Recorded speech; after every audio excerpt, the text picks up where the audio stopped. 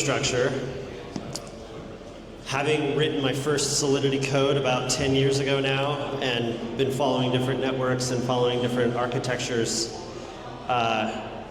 you know, it's not only just a pain in the butt for me, but if we're really going to have AI agents coming and building, transacting, they're going to need upgraded infrastructure. So for this panel, I'd like the two of you to introduce yourself and explain sort of the first question, or the first sort of talking point about what are you working on and how does it relate to AI agents having infrastructure that just works. Sure. So Ken DaCross, founder Wyre Network, and Wyre's just creating that infrastructure piece that inside a decentralized AI tech stack, there's multiple levels. There's, you know, all the way down from the GPUs all the way up to the smart agents. But what they really need is identity in blockchain to be able to go and transact where they need to go. So you need identity. You need a transaction layer, which is what Wyre Network has done with our UTL. And then it needs liquidity. Like, what do you want your agent to do? You probably want it to chase yield for you, to make you money, to post things on your behalf. And so you're going to need, multiple agents all working together, and they're going to need to be able to transact as cheaply and efficiently and as much as they need to. And so those are the key problems that Wyre is solving. Yeah, okay, so I was thinking about how DAS fits into this particular panel, because I mean, our broader mission, the Decentralized AI Society, is to represent just the broad range of providers across the DAI ecosystem and economy, and that can range from all sorts of layers here. But one thing that's happened in terms of our relationships we've been building, I think points to a direct aspect of this. And that is that we've gotten in touch with the folks at MIT who are building, this is Ramesh Raskar, who is in camera culture within the MIT Media Lab. And he founded this thing called NANDA, N-A-N-D-A, the network of AI agents and decentralized architecture. And their whole idea is to say, all right, so that there are autonomous agents that can act independently of each other and not be sucked up into just being, yet another, extension using an API call on top of OpenAI, we're going to need this layer of communication, these toolkits, these libraries of software. They're going to have a variety of different pieces of infrastructure to enable that network. And then they found this thing up in Nanda, and there's been a big uptick, and loads of different agent builders have gone on, and they've joined the registry that Nanda is. So basically, it's a registry of agents who are all now able to find each other and communicate and work together. But then they realized, well, hang on, in every Web3 protocol, there's a separate set of AI agents being built on Solana, being built on Near, being built on Avalanche. And they're not necessarily talking to these guys. So they might well have a wonderfully open source, beautiful communications channel for that Nanda group, but now these guys. So what we're doing is coming in and trying to encourage the Web3 community to participate in what we're calling the quilt of registries. So rather than a kind of a hierarchical model where someone's up, it's like, what is the interoperability protocol? And of course, I'm sure that Wyre can be constructive here, because you guys have thought a lot about these things. How do we find the right protocol that enables this registry to be able to find the folks in this registry? And what I like about it is we're conceiving of the Internet of AI with the traditions of the early, Internet 1.0 era. If you remember, you had Prodigy and AOL and all these siloed different intranets, and then TCP/IP comes along and a bunch of other protocols, and suddenly it became so much more valuable for each of these different siloed entities to just have to, communicate with each other. So I think that's really what we're doing, is sort of trying to be in there to encourage the build out of the communication layer and the coordination layer across these different silos, so that we end up with a truly, open, interactive, internet of AI agents. So you both have made points sort of related to this next question, but from the perspective of a developer who's building in the agentic economy, what are they going to demand of infrastructure in order for it to just work? Like what is the type of experience that developers are demanding in order for them to be able to deliver to their users the type of agentic experiences that we're all looking forward to? I'm going to take a step back and we're going to talk about what the experience is right now, because I think you have to lay that foundation to be able to appreciate like what's coming. So you have these agents that are being built wherever the developer knows how to code. So if it's Polygon, if it's Solana, if it's Base, even if it's a centralized agent, like they're building it wherever they know how. And then, but if you think about the way that they're trying to, he's talking about intranets and how it became a unified internet. Like they're trying to manufacture that without the infrastructure being there.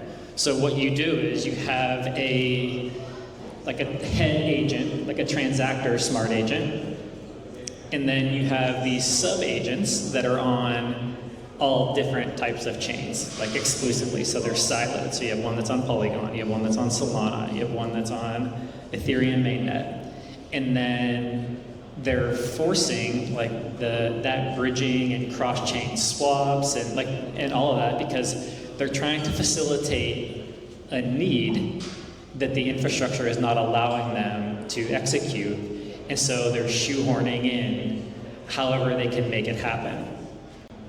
Which is terrible for a multitude of ways. Yeah. Like, number one is, if you give your agent a prompt and you say, here's $1,000, go find me the best yield for the day, you've already handcuffed it. Like, what if the best yield is over on a chain that it's not currently on? Then you have to bridge, then you have to pay the fee, you have to wait, you have to do all these things that's detrimental to the agent. Like, you want the most highly performant agent that you can possibly have. And so once you start seeing like the current issues with like how they're trying to make the process happen, then you can start seeing like the requirements of what they need.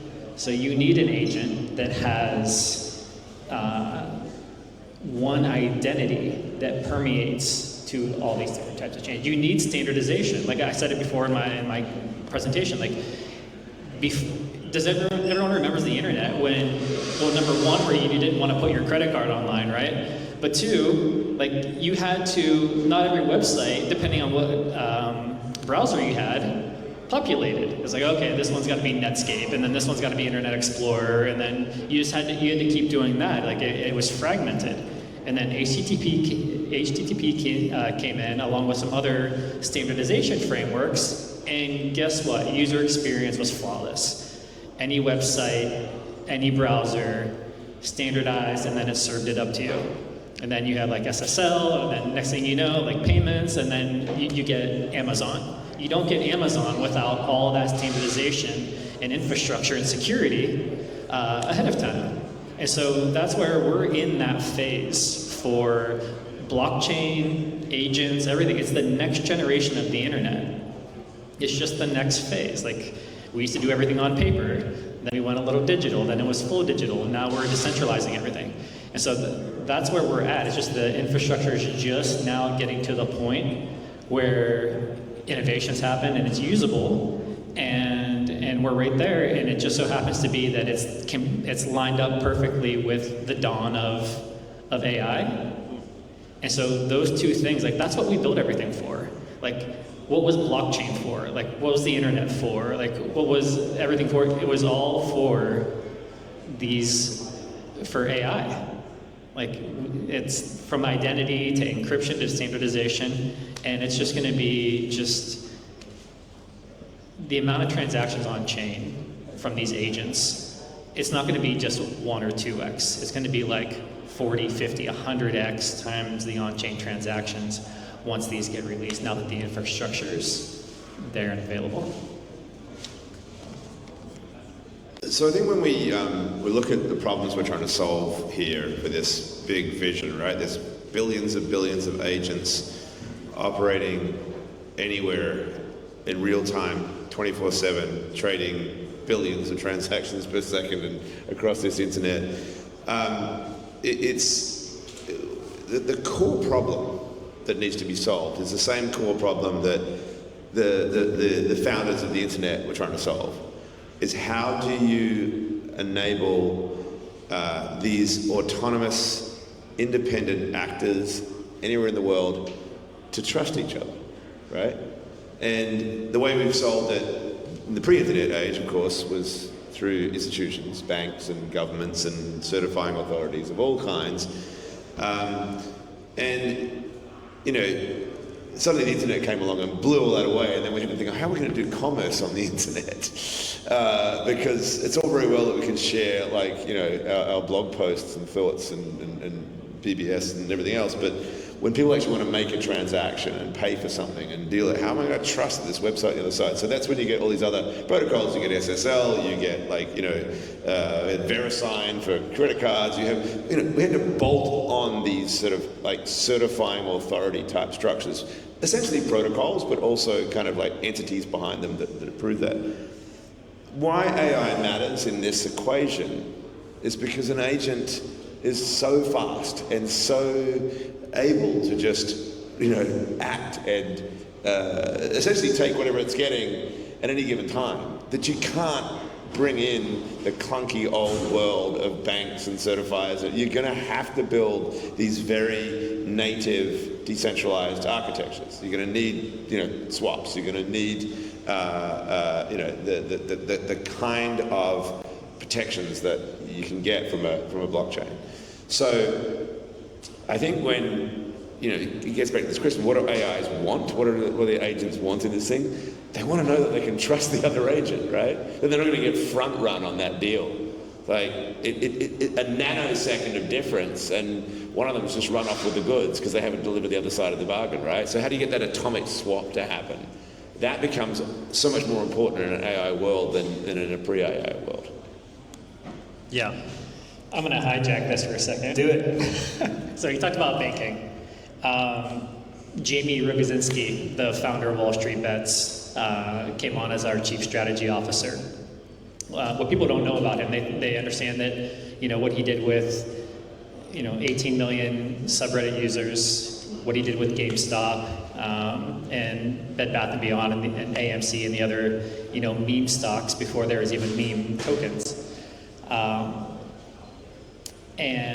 But what you don't know is he's technical. He has a computer science background, so he's been looking for the infrastructure that allows. I mean, what's Wall Street Bets going to do? They're going to go to agents. But the whole point is, like, the financial industry is coming to us.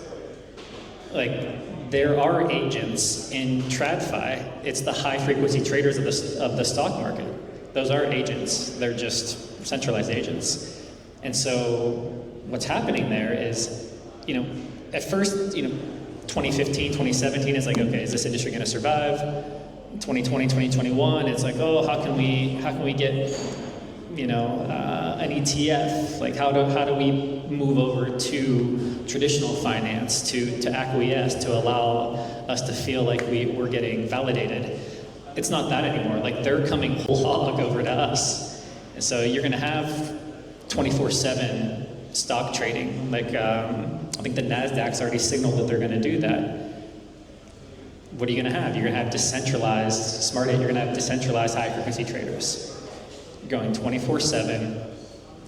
And that's going to force feed even more, like, the entire industry when it comes to banking, like, which is like T+3. So every time you make a trade, it takes 3 days to settle in the traditional market. Like, that's gone. Like, that will break the industry. That's why they haven't went over to us yet, because it literally breaks their entire system. So once you have, like, decentralized agents and those financial rails, the entire TradFi industry is just going to come over, and it's only now, again, when there's the blockchain infrastructure and AI, like, having a symbiotic relationship, that you're going to break the financial system, or it has to be completely reworked. So given the rapid evolution of infrastructure in Web3 to enable AI agents, what is going to be possible in the very short term, like in the next 6 months, by the end of the year?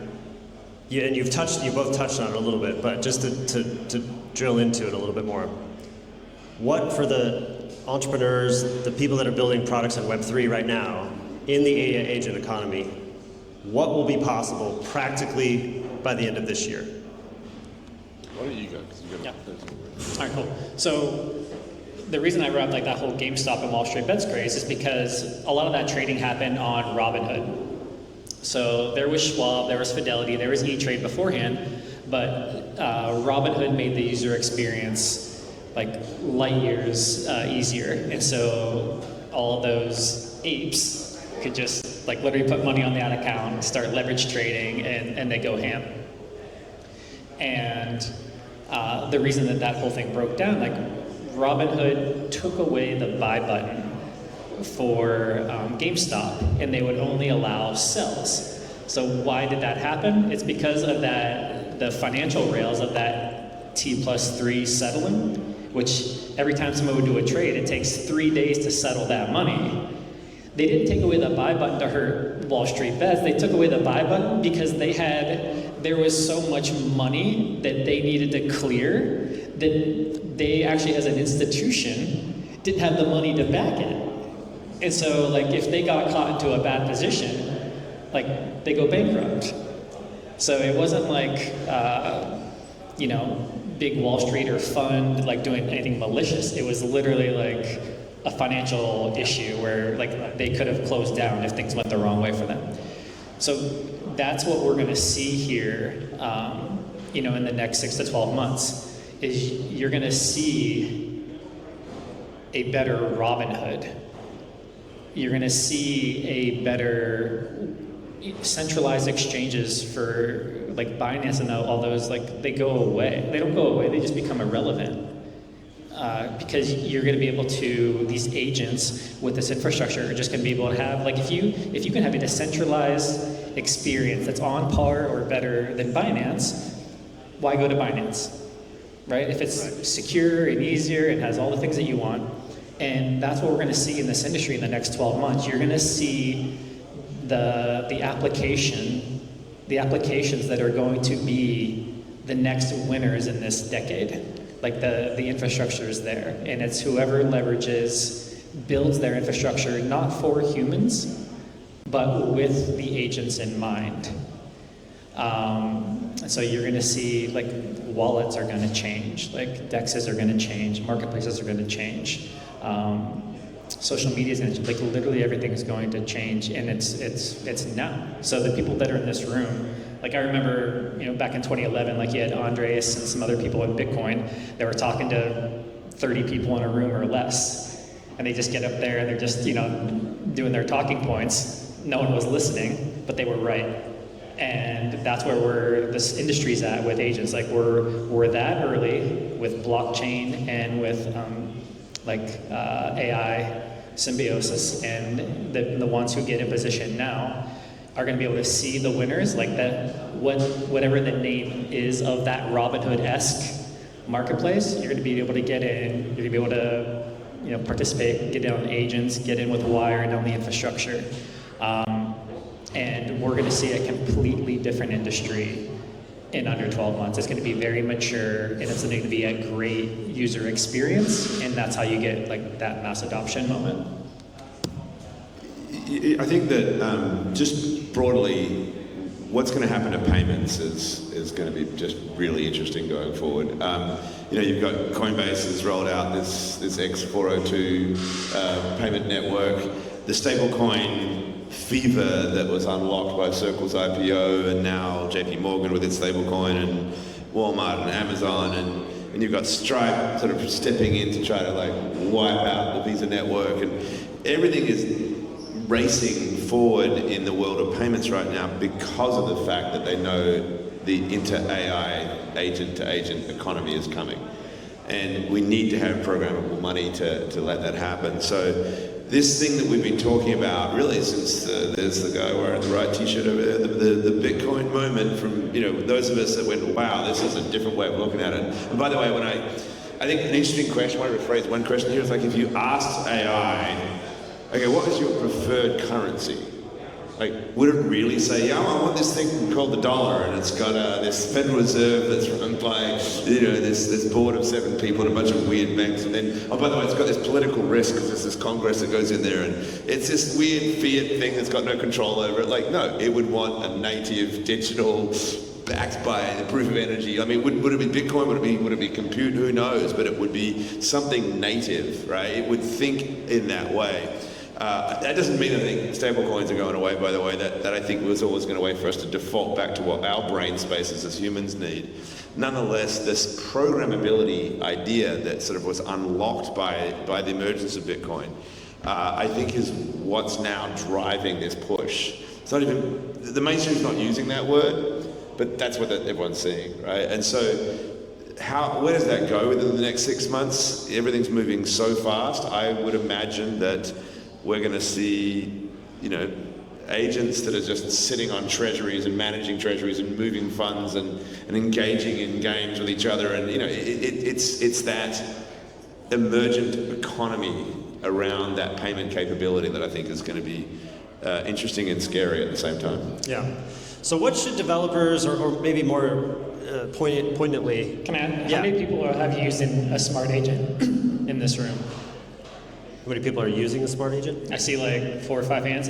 In the next 12 months, all of you will use not just one, but you'll have dozens, if not over 100 that you're doing to make your lives better. That's how quickly we're going to scale.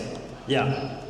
So for people managing developers or building products, for them to become aware and educate themselves about what this new infrastructure will enable, like what should they be doing right now to start learning so that they can educate their developers, they can educate their executives to inform them about the types of products that can be built with this new infrastructure? Like where do they go to learn for specific next steps?